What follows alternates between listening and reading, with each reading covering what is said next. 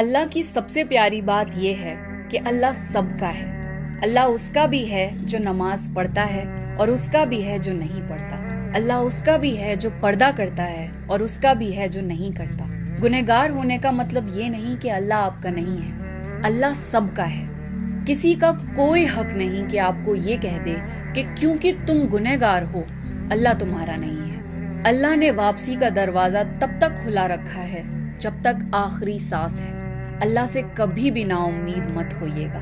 जब सारे दरवाजे बंद हो जाएं, आप सिर्फ अल्लाह को ही अपने सबसे ज्यादा करीब पाएंगे।